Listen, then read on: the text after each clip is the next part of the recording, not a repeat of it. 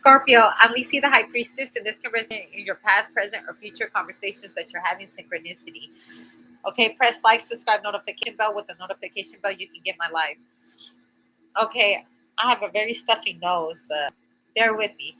Okay, so the first card that you got was the crown. Okay, it's also the Empress. It's the Emperor card right here. Okay, so I feel like someone is placing a crown over your head. Okay, you got a crown right here. All right. Also, I feel like it's a piece of cake. Also, this reminds me of Queen Elizabeth. All right.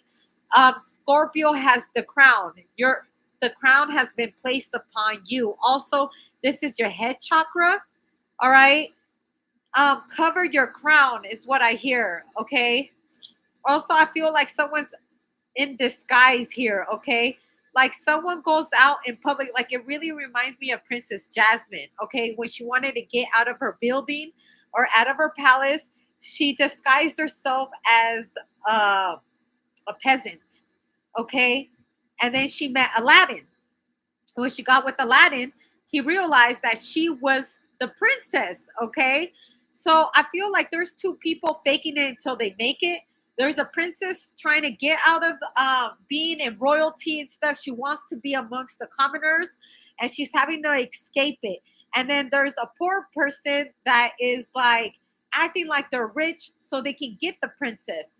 But, eventually the facade is going to go away. Now, if we're really speaking on Aladdin, okay, he had one wish. He wanted to be a prince. He wanted to be, married to her. Okay. He did all of this so he can get her when she actually just loved him for who he was because she was trying to escape wealth and privilege. All right. Being caged up, being a bird in a cage.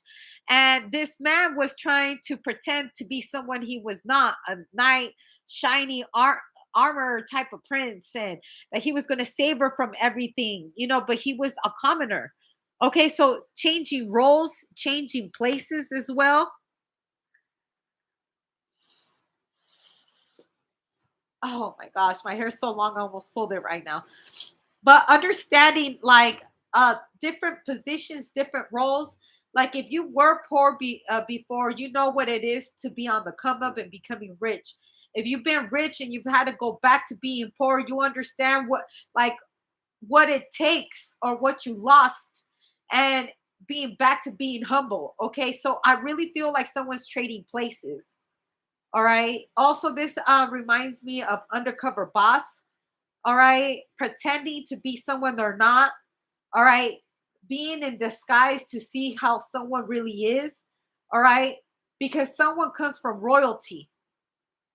This also reminds me of someone that was raised amongst poor people, but they really come from royalty bloodline. They may have not known that. It also reminds me of like when you find out that like that's not your family, that's your temporary family until you enter royalty, the family that treats you like a god, or not necessarily as a god, because I don't believe any human is a god. But you also could be watching a movie that has things to do with gods. Like, did you know that in mythology, a lot of times the gods will come down disguised as humans and they will procreate with humans and then therefore creating like Hercules? He is a product of a god and a human. And this is what I'm seeing from these two cards that I got right here. Someone could also be in the hood on the block, but like it's almost like going to a place where all you see is like the ghetto, but you enter inside of their house and they have all their house is beautiful inside their house. But if you were to look outside the house, you would be like, nah, I don't want to go in there. They probably don't wash their dishes or anything like that.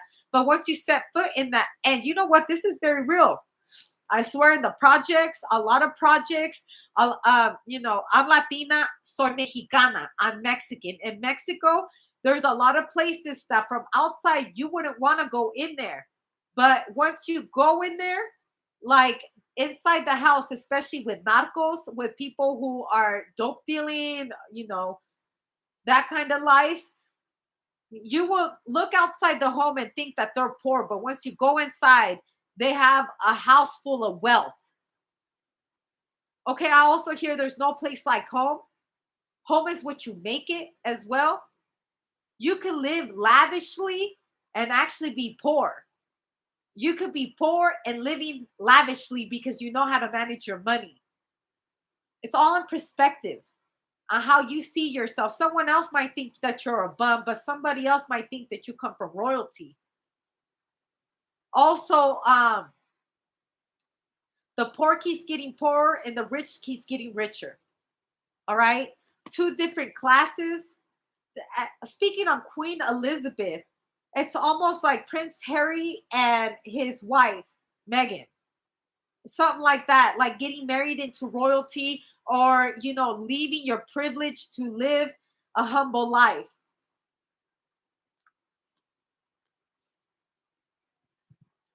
This could be the military. Because let me tell you something like this. It reminds me of like a police officer or someone that's in the military. You're here to serve the civilians. The more missions that you're on, the more years you're in the military or the Navy or, the Coast Guard, whatever it is that you choose to be in the Air Force, the more higher that you rank. But you have to be amongst the poor or like you're helping the civilians. Your missions are very important to getting your rank, your years. Ranking on up. I'm starting to lose my voice, y'all. I'm sick. I did a lot of readings because I was like, man, I'm in poor health. But it's okay. But I also feel like someone here is like disguised amongst commoners to protect this royal, this person, this emperor, this empress, or something like that, or protecting your family business. So you're I feel like you could have someone, a private detective, investigating someone because you come from a family of money and you don't want someone to be married into your family if they have like a nasty background and stuff like that. But you can't judge a book by its cover because some rich are poor, are losers. There's such thing as rich losers. They don't know how to treat people with some kind of decency or respect. That's a rich loser. There's also poor winners. Okay. Although they're poor, they have everything you could ever want. They have a family, they have a wife, they have a happy home. They may not have as much as you, but they have the things that are very meaningful to the soul.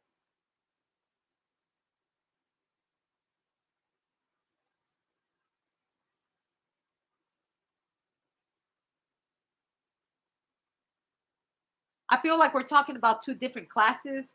We're talking about the military and the civilians. We're talking about the rich. We're talking about the poor. We're talking about hood rich and house broke. Like there's people that look like they're rich, like they got everything made.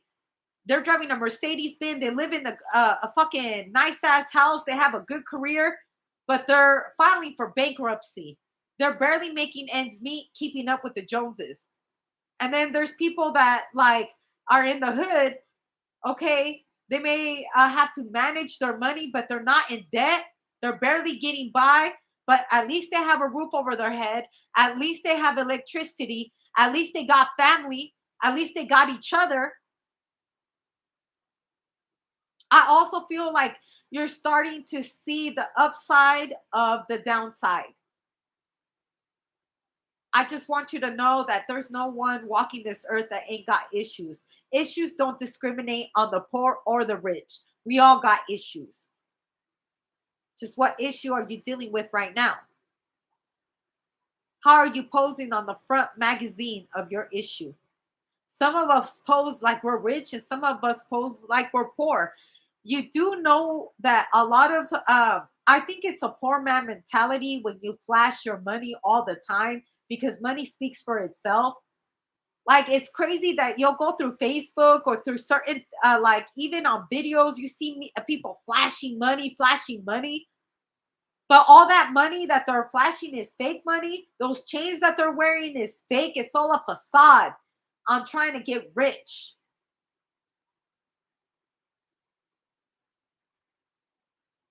And you do know people who do have money tend to like act like that's their precious. They're trying to guard it with their life. Also, I feel like someone wants to be loved for who they are. Like that's why like Princess Jasmine and Aladdin, they were really playing each other, but they fell in love with each other. You understand me? Like she loved him for who he was, his courage, his heart, the way that he would love her, the way that he would look at her, what he would do to go get Princess Jasmine. And he loved Princess Jasmine for the beauty that she obtained, for like her beautiful soul, her sweet side, her innocence. And that's two different people from two different worlds. It really reminds me of I wanted to say Harry Potter, but Prince Harry, okay, and Meghan. Somehow between all of this, they fell in love. And you know what? He was doing a lot of like civilian work or whatever when he was in the military. I think they met each other when she was doing like volunteers, doing things for the community.